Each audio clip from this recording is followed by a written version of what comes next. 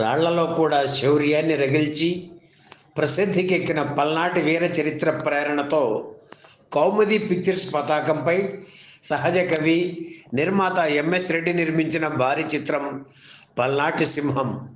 అంతకుముందు super star కృష్ణతోనే Eklavya cinema నిర్మించారు ఆయన. కానీ ఆ సినిమా అనుకున్న స్థాయిలో ఆడలేదు. అందుకే 3 ఏళ్ల గ్యాప్ తీసుకొని మళ్ళీ హీరో కృష్ణతోనే పల్నాటి సింహం చిత్రాన్ని ప్రారంభించారు ఎంఎస్ రెడ్డి. కృష్ణ సూచనపై దర్శకుడిగా కోదండరామిరెడ్డిని ఎంపిక చేశారు. ఈ సినిమాకు పరుచూరు సోదరులు స్క్రిప్ట్ సమకూర్చారు. ఎంఎస్ రెడ్డి పూర్తి పేరు మల్లెమాల సుందరరామిరెడ్డి. ఆయన నిర్మించిన తొలి సినిమా భార్య. అందులో శోభన్ బాబు హీరోగా నటించారు. ఆ తర్వాత ఎన్టీఆర్, కృష్ణ, శోభన్ బాబు ఇలా అగ్ర హీరోలందరితో ఆయన చిత్రాలు తీశారు. అయితే వరుస అపజయాలు తప్ప విజయం అనేది ఆయన ఎరుగరు. ఇటువంటి నేపథ్యంలో గతంలో తను తీసిన చిత్రాలకు భిన్నంగా నవరస భరితంగా బాక్స్ ఆఫీస్ హిట్టే ధ్యేయంగా ఎంఎస్ రెడ్డి నిర్మించిన పల్నాటి చిత్రం ఘన విజయం సాధించడమే కాకుండా ఆయన నలుగురిలో గర్వంగా తలెత్తుకునేలా చేసింది. అందుకే 20 ఏళ్లుగా ఎదురు చూసి చూసి అలసిపోయిన నాకు ఇన్నాళ్లకు సూపర్ హిట్ లభించింది అంటూ ఈ చిత్ర శతదినోత్సవ సభలో భావోద్వేగంతో చెప్పారు నిర్మాత ఎంఎస్ రెడ్డి. ఈ చిత్ర నిర్మాణం వెనుక ఆసక్తికరమైన కథ ఉంది. అదేమిటో ఇప్పుడు చూద్దాం. ఒకసారి ఏదో సినిమా ఓపెనింగ్ ఉంటే రచయిత పరుచూరి గోపాలకృష్ణ అన్నపూర్ణ స్టూడియోకి వెళ్ళారు. ఆ రోజు హీరో కృష్ణ పుట్టినరోజు. అందుకే పేపర్లో ఒక డిఫరెంట్ గెటప్లో ఉన్న హీరో కృష్ణ ఫోటో వేసి కవిత రూపంలో పుట్టినరోజు శుభాకాంక్షలు చెప్పారు ఎంఎస్ రెడ్డి. ఆ గెటప్ గోపాలకృష్ణకు బాగా నచ్చింది. అన్నపూర్ణ స్టూడియోలో ఎంఎస్ రెడ్డి కనిపిస్తే ఈ గెటప్కు తగిన కథ రాస్తా అని చెప్పారు గోపాలకృష్ణ. సరే రాయి అన్నారు ఎంఎస్ రెడ్డి. ఆ తర్వాత కొన్ని రోజులకు గోపాలకృష్ణకు ఫోన్ చేసి కథ తయారైందా అని అడిగారు ఎంఎస్ రెడ్డి. రెడీ అయింది సార్ అని గోపాలకృష్ణ చెప్పగానే అయితే ఆఫీసుకు రా, కారు పంపిస్తాను, కథ చెబుదువు గాని అన్నారు ఎంఎస్ రెడ్డి. మీ డైరెక్టర్ గారికి హీరో కృష్ణ గారికి కథ చెబుతాను కానీ మీకు మాత్రం చెప్పను సార్ అన్నారు గోపాలకృష్ణ. ఏందయ్యా నీ కథ? సినిమా తీసేటోడిని నాకు చెప్పకుండా అందరికీ చెబుతానంటావేంది? నెల్లూరు యాసలో ప్రశ్నించారు ఎంఎస్ రెడ్డి. సార్, మీరు నిర్మాత మాత్రమే కాదు రచయిత కూడా అన్నారు గోపాలకృష్ణ. అయితే ఏందయ్యా అని అడిగారు ఎంఎస్ రెడ్డి. విషయం చెప్పకుండా సార్ మీరు ఇంతవరకు ఎన్ని సినిమాలు తీశారు అని అడిగారు గోపాలకృష్ణ. 19 తీసిన అని చెప్పారు ఎంఎస్ రెడ్డి. అందులో ఎన్ని ఆడాయి? 1 కూడా ఆడలేదు చెప్పారు ఎంఎస్ రెడ్డి. అందుకే చెప్పనంటున్నానండి, మీలో ఒక రచయిత ఉన్నాడు. అందుకే మీరు కథను పక్కకు తీసుకువెళ్ళిపోతారు.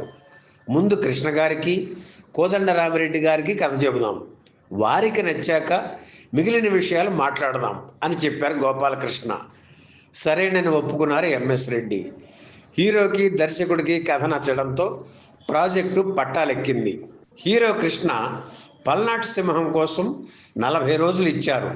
ఈ 40 రోజులు తను సెట్లో ఉంటానని, ఎంఎస్ రెడ్డి సెట్టుకు రాకూడదని, కథ ఏమిటి, స్క్రిప్ట్ ఏది అని అడగకూడదని, అలా అడిగితే ఈ సినిమాకు నేను పని చేయనని ముందే కండిషన్ పెట్టారు పరుచూరి గోపాలకృష్ణ. ఏందయ్యా ఇదే, విచిత్రంగా ఉండదే, సరే కానివ్వు, మీ ప్రభ నడుస్తూ ఉండదే అని అంగీకరించారు ఎంఎస్ రెడ్డి. జయసుధ, రాధలను హీరోయిన్లుగా ఎన్నుకున్నారు. శారద, కైకాల సత్యనారాయణ, జగ్గయ్య, శివకృష్ణ, నూతన ప్రసాద్, చలపతిరావు, హేమసుందర్, సూర్యకాంతం, అన్నపూర్ణ, రంగనాథ్ తదితరులు ఇతర ముఖ్య పాత్రలకు ఎంపికయ్యారు. తన సంస్థలో అత్యంత భారీ వ్యయంతో నిర్మిస్తున్న తొలి చిత్రం ఇదే కనుక పల్నాటి సింహం చిత్రాన్ని పలువురు సినీ ప్రముఖుల సమక్షంలో ఘనంగా ప్రారంభించాలని ఎంఎస్ రెడ్డి ప్లాన్ చేశారు. సరిగ్గా అదే సమయంలో ఆనాటి దేశ ప్రధాని ఇందిరాగాంధీ హత్యకు గురవడంతో దేశమంతా కారు మేఘాలు కమ్ముకున్నాయి. దాంతో 1984 నవంబర్ 19న నిరాడంబరంగా పల్నాటి సింహం షూటింగ్ ప్రారంభించారు MS Reddy. Cinema regular shooting 1985 జనవరిలో మొదలైంది. డిసెంబర్ నెలలో కాంగ్రెస్ పార్టీ తరఫున హీరో కృష్ణ ఎన్నికల ప్రచారంలో పాల్గొన్నప్పుడు కొంతమంది వ్యక్తులు ఆయనపై రాళ్లు రువ్విన ఫలితంగా ఎడమ కన్నుకి గాయమైంది. హైదరాబాదులోని కంటి వైద్యుడు డాక్టర్ శివారెడ్డి ఆయనకు ఆపరేషన్ చేశారు. ఆ ఆపరేషన్ అయ్యాక హీరో కృష్ణ పాల్గొన్న తొలి షూటింగ్ పల్నాటి సింహం. తన అద్భుత నటనతో ఈ చిత్రానికి ప్రాణం పోశారు కృష్ణ. పూర్తి స్క్రిప్ట్ రాసి ఇస్తే నిర్మాత ఎంఎస్ రెడ్డి చదివి మార్పులు చేర్పులు చేస్తారనే భయంతో సాయంత్రం షూటింగ్ పూర్తి కాగానే రాత్రి ఇంట్లో కూర్చొని తెల్లారి తీయబోయే సీన్లు రాసేవారు పరుచూరి గోపాలకృష్ణ. పొద్దున్నే తనని పికప్ చేసుకోవడానికి కోదండరామిరెడ్డి వస్తే దారిలో ఆ సీన్లు చెప్పేవారు గోపాలకృష్ణ. ఏమైనా మార్పులు చెబితే వెంటనే చేసేసేవారు. షూటింగ్ జరిగినన్ని రోజులు గోపాలకృష్ణ ఇలాగే చేశారు. పల్నాటి సింహం చిత్రంలో పాలు పొంగే గడ్డ పలనాటి సీమనే పాలించక వచ్చిన కేశవ అనే పాటను, కొన్ని కీలక సన్నివేశాలను, క్లైమాక్స్ను మంగళగిరి పరిసర ప్రాంతాల్లో చిత్రీకరించారు. ఈ పాటలో పల్నాటి యుద్ధం చిత్రంలో బ్రహ్మనాయుడు గెటప్లో ఉన్న ఎన్టీఆర్ ఫోటోలు ఉపయోగించడం విశేషం. ఈ సినిమా బుర్రకథతో మొదలవుతుంది. పల్నాటి వీర చరిత్రను కథకుడు రంగనాథ్ చెబుతుంటే అక్కినేని నటించిన పల్నాటి యుద్ధం చిత్రంలోని సన్నివేశాలు చూపించారు. 1985 జూన్ 7న పల్నాటి సింహం చిత్రం విడుదలయ్యింది. తొలి ఆటకే సూపర్ హిట్ టాక్ వచ్చింది. పొంగిపోయారు ఎంఎస్ రెడ్డి. ఆనందం పట్టలేక 10వ రోజున Andhrajyothy paper half page ad ఇచ్చారు ఎంఎస్ రెడ్డి. 20 ఏళ్లుగా ఎదురు చూస్తున్న విజయం నాకు ఇప్పుడు లభించింది అంటూ. అందులో దానికి ప్రధాన కారకుడు పరుచూరి గోపాలకృష్ణ అని పేర్కొన్నారు.